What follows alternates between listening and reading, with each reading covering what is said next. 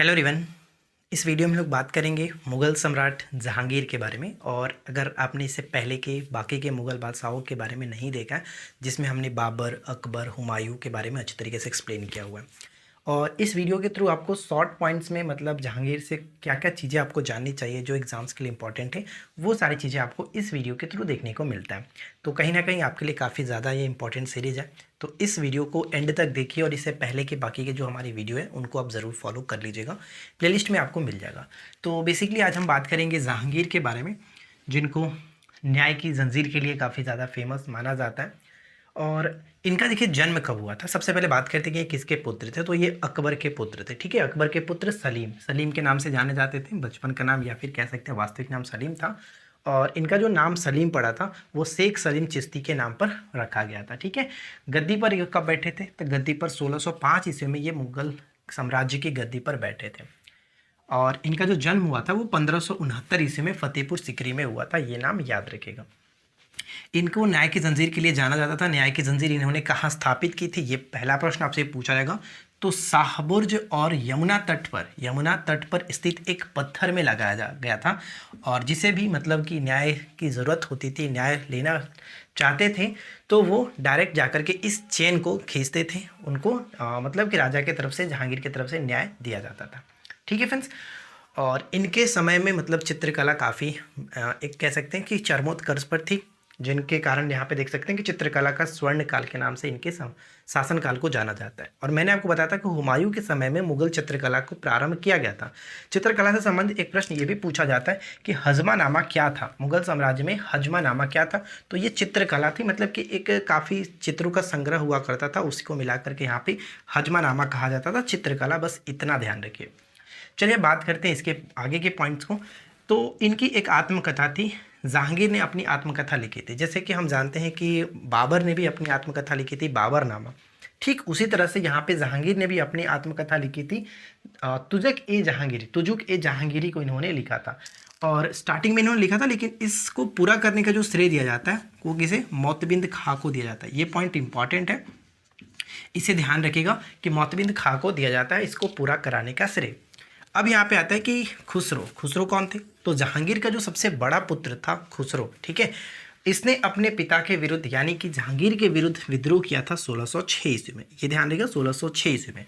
और इस विद्रोह में मतलब कि इनकी सहायता किस सिख गुरु ने किया था, ये प्रश्न पूछा जाता है कि किस सिख गुरु की हत्या का जिम्मेदार जहांगीर था। तो जहांगीर ने हत्या क्यों कराया था? क्योंकि खुसरो ने जब जहांगीर के खिलाफ विद्रोह किया था तो इसकी सहायता धन और आशीर्वाद से किसने की थी? प्रश्न डायरेक्ट पूछा जाता है।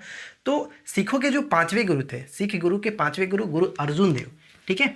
तो गुरु अर्जुन देव ने खुसरो की सहायता की थी और इस कारण से जहांगीर ने इनको फांसी दिलवाया था, ठीक है। सिखों के पांचवें गुरु को दिलवाया था, फांसी दिलवाया था। अब यहाँ पे ये पूछा है कि जहांगीर के विरुद्ध जब खुसरो ने विद्रोह किया था, कहाँ पर किया था?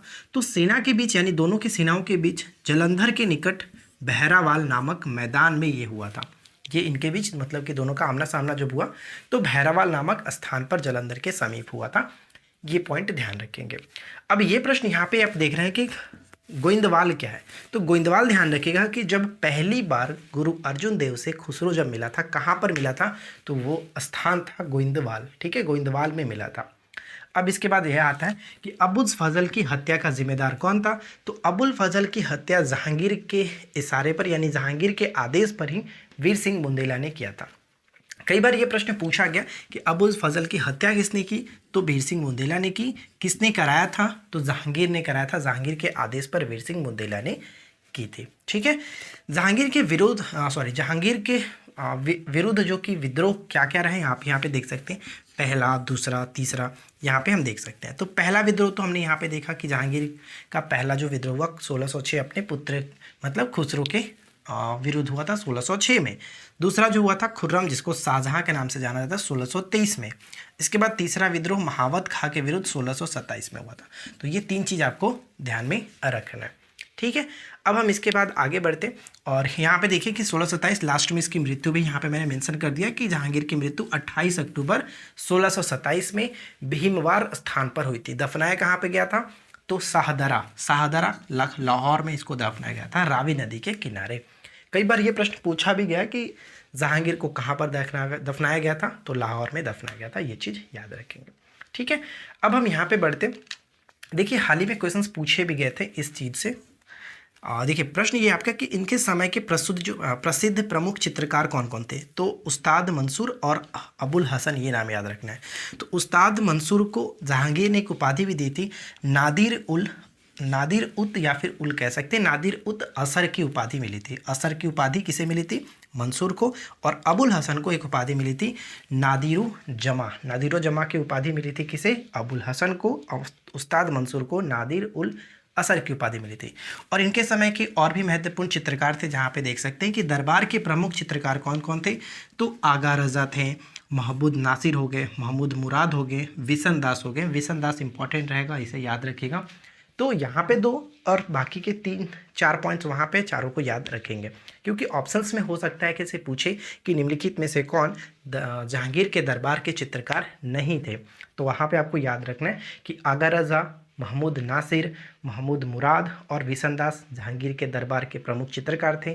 साथ साथ ये दोनों तो आपको याद रखना ही है, उस्ताद मंसूर और अब्दुल हसन। ठीक है, अबुल हसन है, अबुल हसन, ये ध्यान रखना है। जहांगीर ने सिंह अस्पा, 2 अस्पा नामक प्रथा को भी स्टार्ट किया था, सैन्य प्रथा से संबंधित था, ये ध्यान रखेंगे।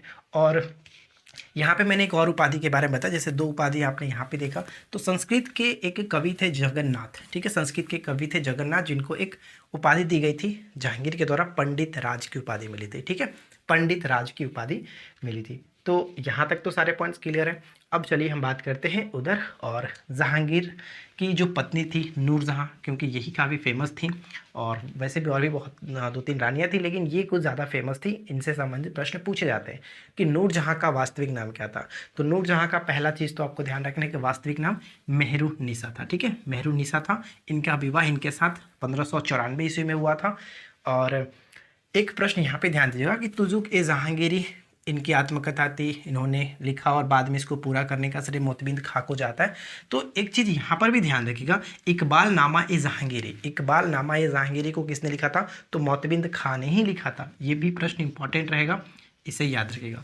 इससे पहले मैंने एक वीडियो बनाया था जिसमें मुगल कालीन साहित्य के बारे में अच्छे तरीके से एक्सप्लेन किया हुआ है, क्या क्या चीज़ें आपको याद रखना है एग्जाम्स के पॉइंट ऑफ व्यू से। तो वो सभी साहित्य के बारे में अगर आप देखना चाहते हैं क्या उनसी पुस्तक किसने लिखी थी, तो आप प्लेलिस्ट चेक करिए, रिविजन्स वाली जो वीडियो है उसमें जा करके देख सकते हैं। चलिए इसके बाद आगे बढ़ते हैं। जहांगीर ने तंबाकू पर भी प्रतिबंध लगाया हुआ था। ठीक है, जहांगीर ने तंबाकू पर भी प्रतिबंध लगाया था। जहांगीर ने अपनी प्रजा को एक नियम का पालन करने का जो कि कहा था, उद्देश्य दिया था, वो क्या है, तो यहाँ पे है कि दस्तूर उल अमल नामक एक कानून था, जिसको अपनी सभी प्रजा को नियम का पालन करने को कहा था जहांगीर ने। ठीक है, तो ये चीज़ आपका क्लियर हो गया। अब यहाँ पे देखिए कि चित्रकला का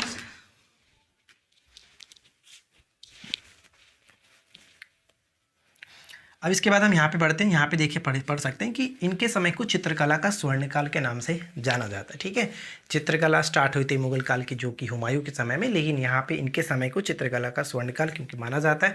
इनके समय में मतलब चित्रकला एक चरमोत्कर्ष पर था, ये चीज़ याद रहेगा, टॉप लेवल पर था, क्योंकि जहांगीर खुद ऐसा कहा करते थे, आपने कई बार पढ़ा होगा, कई बार सुना होगा कि अगर किसी मूर्ति में मतलब कोई भी चीज़ को अलग अलग लोगों के द्वारा, अलग अलग चित्रकारों के द्वारा अगर बनाया गया तो भी वो पहचान लेते थे कि कौन सी कला किसके द्वारा की गई है।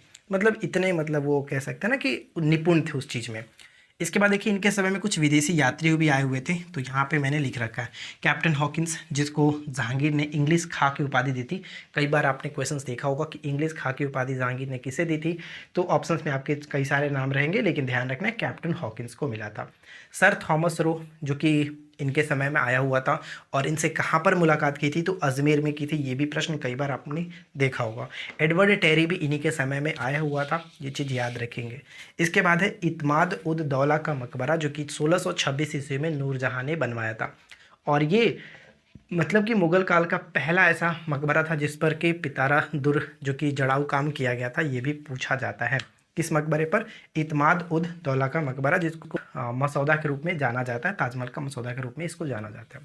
अब ये प्रश्न ये पूछा जाता है कि नूरजहाँ ने मतलब कि ऐसे पूछा जाता है कि जो जहांगीर का मकबरा, इसका निर्माण किसने कराया था? तो जहांगीर के मकबरा का निर्माण इसकी पत्नी नूरजहां ने ही करवाया था। मैंने यहाँ पे लिख रखा है, इसकी मकबरा का निर्माण नूरजहां ने कराया था। ठीक है, तो ये चीज़ याद रखिएगा। ये प्रश्न यहाँ पर भी है, मैंने मेंशन किया कि अशोक के जो कौशाम्बी स्तंभ है, जो कि प्रयाग प्रशस्ति जिसको हम कहते हैं, इलाहाबाद का वर्तमान में जो प्रयाग है, तो वहाँ पे आपको पता है कि समुद्रगुप्त का प्रयाग, समुद्रगुप्त का हरिसेन के द्वारा जो लिखा गया वो है, लेकिन उस पर जहांगीर का लेख भी वर्णन किया गया, उत्कीर्ण किया गया। अशोक के कौशाम्बी स्तंभ पर जहांगीर का लेख उत्कीर्ण है, ये नाम याद रखिएगा। समुद्रगुप्त के साथ जहांगीर का भी वहाँ पे देखने को मिलता है। ठीक है, अब मुझे नहीं लगता है कि इस चीज़ से, यानी इस टॉपिक से कुछ चीज़ छूट रहा है। अगर फिर भी कोई चीज़ छूटता हो तो आप लोग ज़रूर नीचे मेंशन करें। उम्मीद करते हैं कि ये वीडियो आपके लिए हेल्पफुल रही होगी। इससे पहले वाली वीडियो को नहीं देखा तो ज़रूर एक बार देख लीजिएगा। चलिए हम लोग मिलते हैं इसके नेक्स्ट क्लास में किसी और वीडियो में। Thanks for watching, keep watching, keep learning, have a good day.